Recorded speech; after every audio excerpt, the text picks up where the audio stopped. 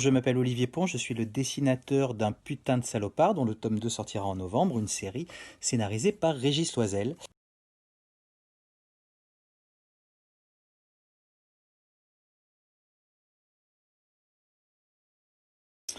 Alors avec Régis, on se connaît depuis à peu près 25 ans, depuis l'époque Vent d'Ouest où il faisait Peter Pan et moi où j'ai démarré la bande dessinée. Voilà, on était collègues de boulot, puis donc on s'est croisés un peu en festival, après on s'est connus un petit peu mieux, après on s'est un peu perdu de vue parce que lui est parti au Canada, moi je suis resté en France, et j'avais arrêté la bande dessinée pendant quelques années. Quand je m'y suis remis, j'avais envie d'une réelle motivation, et c'est moi qui ai pris mon téléphone et mon courage à deux mains pour l'appeler, lui proposer de travailler. Alors il y a quelques années, on avait posé les bases d'un scénario, et puis bon, ça lui plaisait plus trop finalement, et lui avait l'idée de départ qui était celle d'un putain de salopard. Et voilà comment nous avons commencé à travailler ensemble.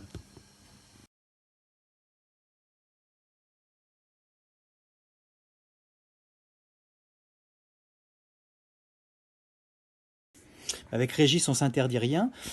Si j'ai des remarques, des propositions à faire sur son scénario, du moment que ça va dans le bon sens, j'hésite pas. De la même façon, lui, évidemment, au niveau du dessin, il va me dire, ben voilà, il va me faire ses critiques, ses réflexions.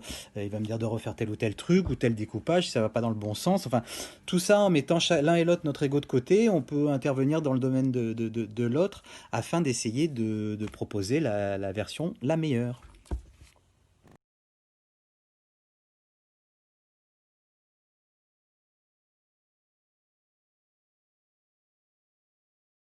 Non, je peux pas dire qu'il y ait réellement un ou une personnage qui me ressemble dans un putain de salopard.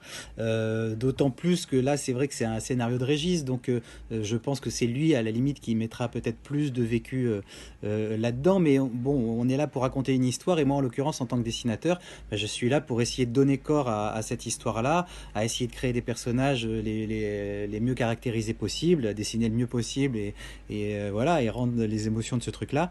Mais je peux pas dire non qu'un personnage soit vraiment mon portrait craché ou me ressemble beaucoup, et je dirais dans un putain de salopard, tant mieux.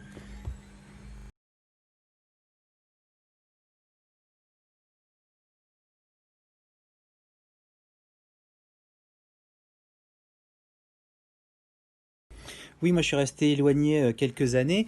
Alors est-ce que ça a changé? D'abord c'est difficile de se rendre compte parce que la bande dessinée c'est quand même un métier d'ours.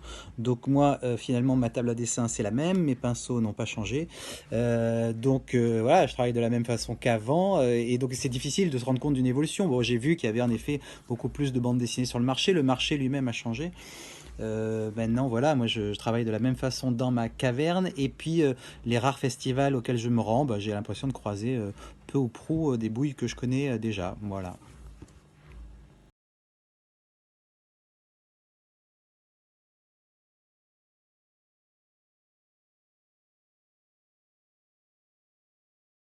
Oui, ben déjà, je pense que les dessinateurs vous diront que le confinement, on connaît, parce que c'est un peu le quotidien d'un dessinateur en général. Hein. Je travaillais dans une caverne. Et c'est vrai que pendant ce confinement-là, bon, bah, en plus, il n'y avait aucune tentation extérieure, aucune possibilité de voir des amis et tout ça. Donc, oui, moi, j'ai avancé, et très bien avancé, à la grande joie de mon éditeur, je pense. Et c'est pour ça que je finis dans les temps. Parce que voilà, je faisais des journées de 12 heures, je pense. Enfin, voilà, j'ai avancé 2 fois plus vite que d'habitude. Donc, ça a été plutôt une période de faste, et pas désagréable pour ma part. Voilà, et bah donc on espère que l'album vous plaira. On a pris un grand plaisir à le faire, évidemment. Je dois dire que pour ma part, de travailler à nouveau avec Régis Loisel, dont j'admirais les bandes dessinées que je dévorais à 15 ans, bah c'est toujours une immense fierté, voilà, d'écouter ses conseils, ses avis, ses critiques, de batailler avec lui quand parfois nos avis diffèrent. Formidablement enrichissant. Voilà. Et ben sinon, au plaisir à un de ces quatre. À très bientôt et bonne fin de journée. Bye bye.